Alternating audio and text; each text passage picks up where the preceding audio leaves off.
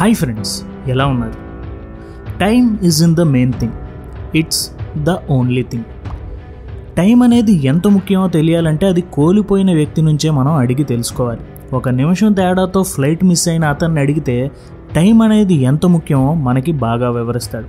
అందుకే ఎప్పుడు గుర్తుంచుకోండి, టైం అనేది ముఖ్యం అని అనుకోవడం కాదు, టైం అనేదే అసలైనది, అదే మనకి చాలా విలువైనది అనేది మనం ముందే తెలుసుకోవాలి. ఈ నిజాన్నే ముందు ధనవంతులు అర్థం చేసుకున్నారు. ఈ ఛానల్లో మాట్లాడితే ధనవంతుడు అని అంటున్నామని మీరెవరో అనుకోకండి. మా ఉద్దేశం ఇక్కడ సక్సెస్ఫుల్ పీపుల్ అని. అయితే ఈరోజు వీడియోలో నేను మీకు టైం మేనేజ్మెంట్కి సంబంధించి కొన్ని టెక్నిక్స్ చెప్తాను. ఇందులో నుంచి బాగా నచ్చినవి మీరు సెలెక్ట్ చేసుకుని వాటిని రోజు ప్రాక్టీస్ చేయగలిగితే మీ లైఫ్ డెఫినెట్గా మారుతుంది. ఇంకెప్పుడు టైం వేస్ట్ చేయాలి అనే ఆలోచన కూడా మీకు రాదు.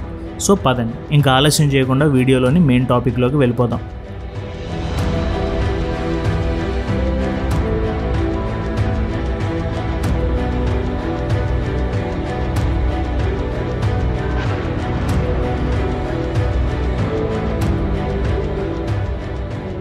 Technique number 1, the Eisenhower matrix.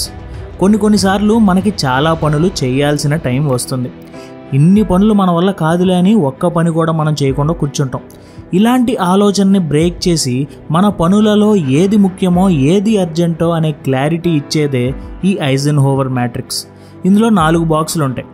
మొదటి box urgent plus important, next not urgent plus important, number 3 urgent plus not important, number 4 not important plus not urgent.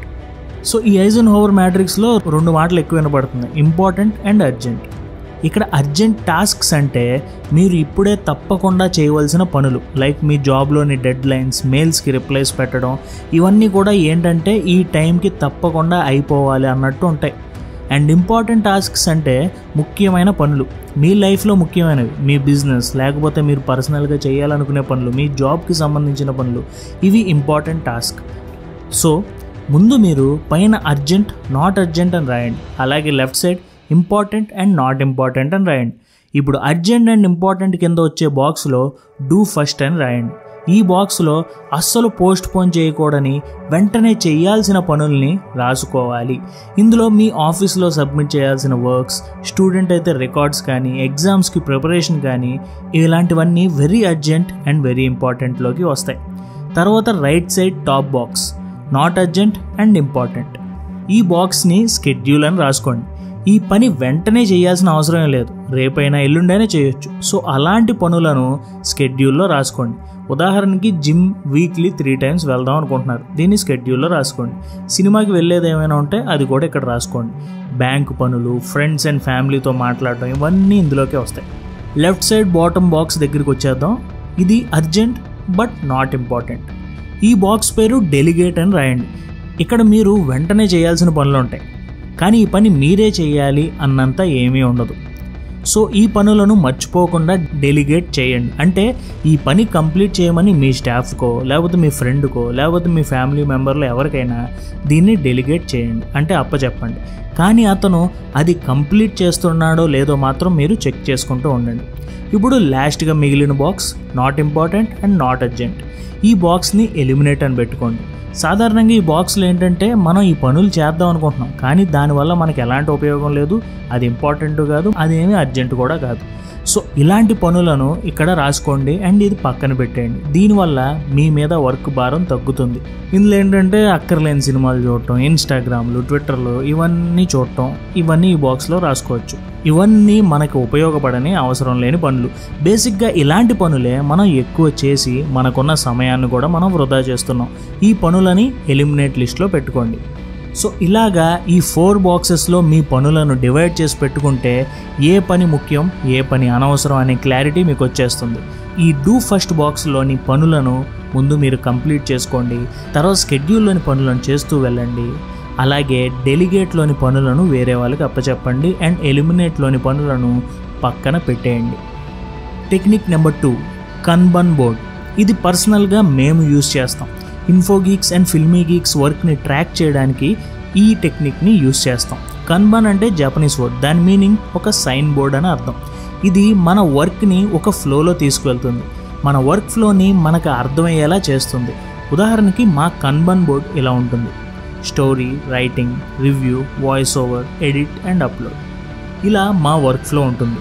ముందుగా మనం అనుకున్న స్టోరీ లేకపోతే టాపిక్ ఏమిటో స్టోరీలో ఉంటుంది. నెక్స్ట్ అది రైటర్స్ తీసుకుని రాయడం స్టార్ట్ చేస్తారు. వన్స్ అది రాయడం అయిపోయాక స్క్రిప్ట్ రివ్యూకి వెళ్తుంది. ఏమైనా మార్చాల్సినవి ఏమైనా ఉన్నాయా ఇదంతా చెక్ చేసుకుని స్క్రిప్ట్ ఓకే అయితే వాయిస్ ఓవర్కి వెళ్తుంది.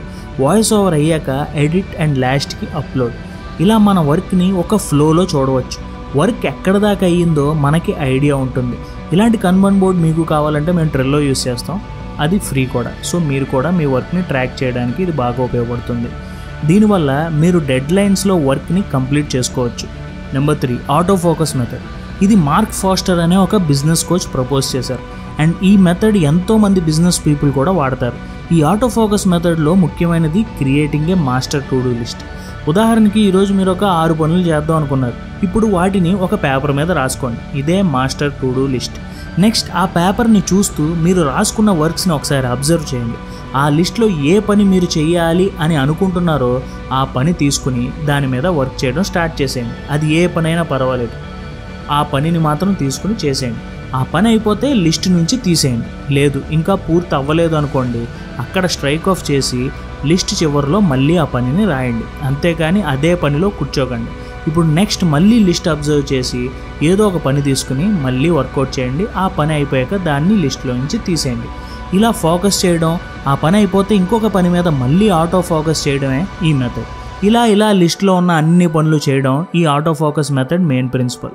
సో అన్ని పనులు ఇంపార్టెంటే, ఏ పనితో స్టార్ట్ చేయాలి అని కన్ఫ్యూజ్ అయ్యే వాళ్ళకి ఈ మెథడ్ బాగా ఉపయోగపడుతుంది.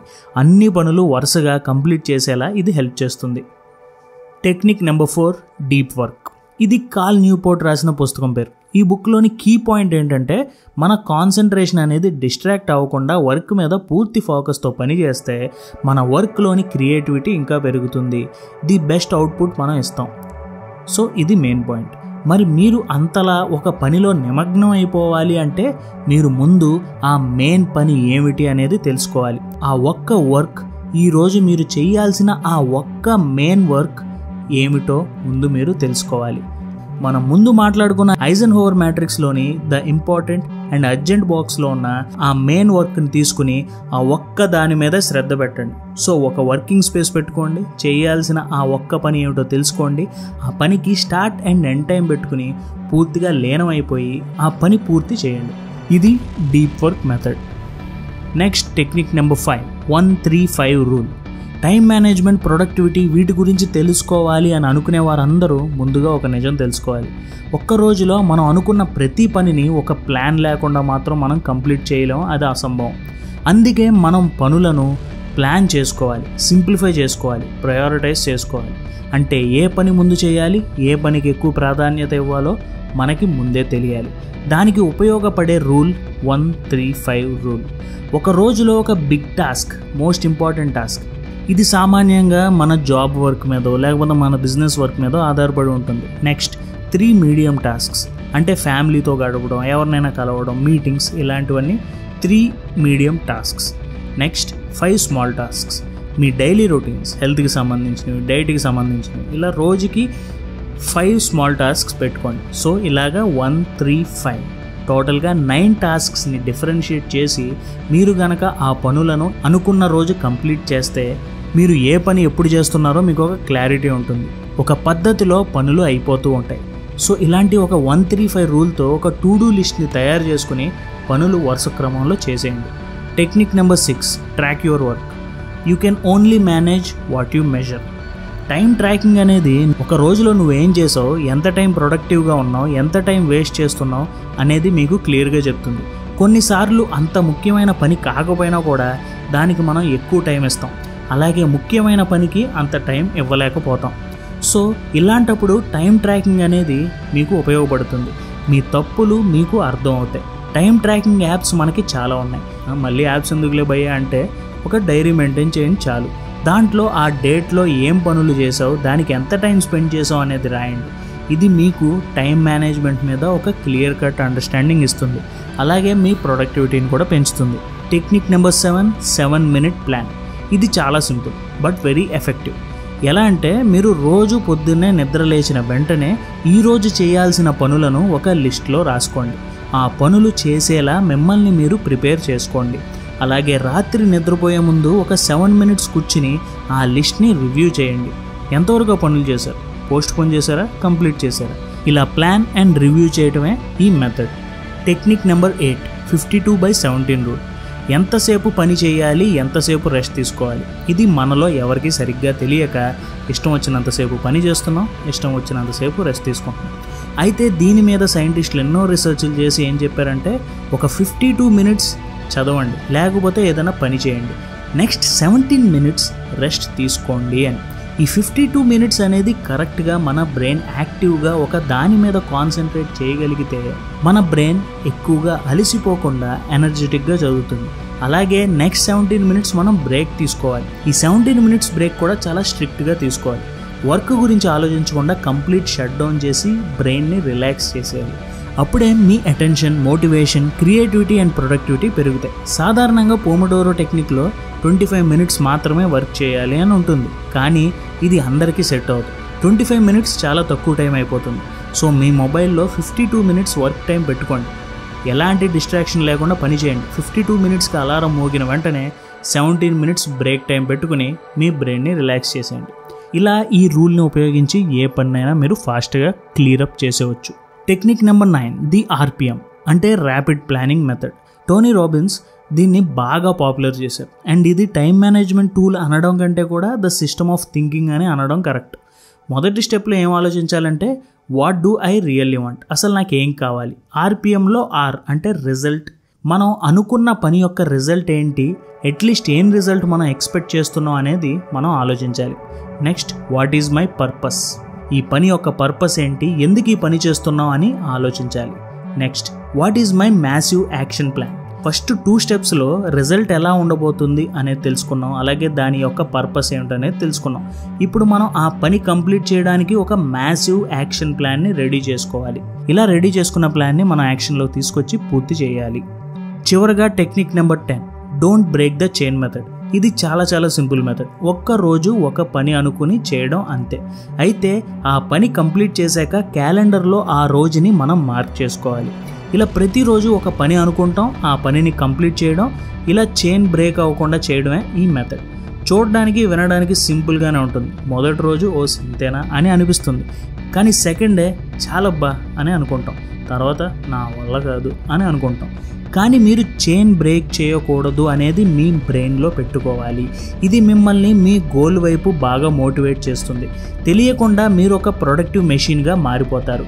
ఒక మంత్ మొత్తం మీరు కనుక చైన్ బ్రేక్ చేయకుండా వెళ్తే మీరు మీ లైఫ్లో చాలా అచీవ్ చేసిన వాళ్ళు అవుతారు. సో ఫ్రెండ్స్, వీడియో చివరికి వచ్చేసింది. వీడియో ఎండ్ చేసే ముందు ఒకసారి వీడియోలో మాట్లాడుకున్న 10 టెక్నిక్స్ని రివైజ్ చేసేద్దాం. ముందుగా the Eisenhower matrix గుర్తుందిగా. 4 square boxes గీసుకుని మొదటి బాక్స్ డూ ఫస్ట్ అంటే ఇది urgent plus important. Second box schedule, not urgent but important. Third box delicate, urgent but not important. Fourth box eliminate, not important and not urgent. ఈ 4 బాక్సెస్లో మీ పనులు చేసుకుని do first బాక్స్లో ఉన్న పనులను ముందు క్లియరప్ చేసుకోండి, స్కెడ్యూల్లో ఉన్న పనులు స్కెడ్యూల్ చేసుకోండి, అలాగే డెలిగేట్లో ఉన్న పనులు ఎవరికైనా అప్పచెప్పండి, ఎలిమినేట్లో ఉన్న పనులు మానేయండి. Number 2, kanban board. ఈ జాపనీస్ మెథడ్లో మీ వర్క్ని ఒక ఫ్లోలో పెట్టుకుని ఎలా స్టెప్ బై స్టెప్ పని చేయాలో అర్థమయ్యేలా చేస్తుంది. Number 3, auto focus method. ఒక మాస్టర్ టు డూ లిస్ట్ రాసుకుని ఫోకస్డ్గా చూసి ఒక పని తీసుకుని దాన్ని కంప్లీట్ చేయండి. అది అయిపోయాక నెక్స్ట్ అలా లిస్ట్లో మొత్తాన్ని కంప్లీట్ చేసుకుంటూ వెళ్ళండి. Technique number 4, deep work. ఒక టైం పెట్టుకోండి, మీరు చేయాల్సిన పని ఏంటో తెలుసుకోండి. మీరు పని చేయడానికి ఒక మంచి ప్లేస్ని పెట్టుకుని అన్నిటిని ఫిక్స్ చేసుకుని పూర్తిగా కాన్సన్ట్రేషన్తో ఎటు డీవియేట్ అవ్వకుండా, డిస్ట్రాక్ట్ అవ్వకుండా పని చేస్తూ కంప్లీట్ చేసేయండి. Technique number 5, 1-3-5 rule. ఒక main task, 3 medium task, 5 small tasks తీసుకుని అనుకున్న రోజు కంప్లీట్ చేసేయండి. Technique number 6, track your work. మీరు ఎలా పని చేస్తున్నారు, ఏ పనికి ఎంత సమయాన్ని కేటాయిస్తున్నారు అనేది ఎప్పుడు చెక్ చేసుకోండి. దానివల్ల ఫ్యూచర్లో ఏ పనికి ఎంత టైం ఇస్తున్నారో మీకు అర్థమైపోతుంది. Technique number 7 minute plan. ఉదయం లేచాక ఒక 7 నిమిషాలు కూర్చుని ఈరోజు చేయాల్సిన పనులను రాసుకోండి. అలాగే నైట్ నిద్రపోయే ముందు ఒక 7 minutes కూర్చుని చేసిన పనులను ఒకసారి రివైజ్ చేసుకోండి. అంటే ఈ పని మనం చేసామా, ఎంతవరకు చేసాం అనేది ఒకసారి రివ్యూ చేసుకోండి. Technique number 8, 52/17 rule. ఇది చాలా సింపుల్. 52 మినిట్స్ నాన్ స్టాప్గా పనిచేసి 17 మినిట్స్ బ్రేక్ తీసుకోవడం, అంతే, అయిపోయాయి. Technique number 9, the RPM. మీరు చేయబోయే పని యొక్క రిజల్ట్ ఎలా ఉండాలి, మీరు చేస్తున్న పని యొక్క పర్పస్ ఏంటి అనేది ఆలోచించి ఒక మ్యాసివ్ యాక్షన్ ప్లాన్ని రెడీ చేసుకుని ఆ యాక్షన్ ప్లాన్కి తగ్గట్టు పనులు చేసుకుంటూ వెళ్ళిపోవాలి. Technique number 10, don't break the chain method. Calendar పెట్టుకోండి, ఒక పని అనుకుని ఆ పని కంప్లీట్ చేసుకోండి, క్యాలెండర్లో ఆ డే కొట్టేయండి. అలా ఒక్కరోజు కూడా మిస్ అవ్వకుండా, చైన్ బ్రేక్ అవ్వకుండా పనులు చేయటం, క్యాలెండర్లో మార్క్ చేసుకుంటూ వెళ్ళిపోవడం ఈ technique. So my dear friends, పర్సనల్గా నాకైతే ఒక 2 or 3 టెక్నిక్స్ని కలిపి ఫాలో అయితే బాగుంటుంది అని అనిపిస్తుంది. ఉదాహరణకి 7 minute ప్లాన్ ప్రకారం పొద్దున్నే లేచి ఒక 7 minutes కూర్చుని ఒక లిస్ట్ రెడీ చేసుకుంటాం. ఈరోజు ఏం పనులు చేయాలని ఒక లిస్ట్.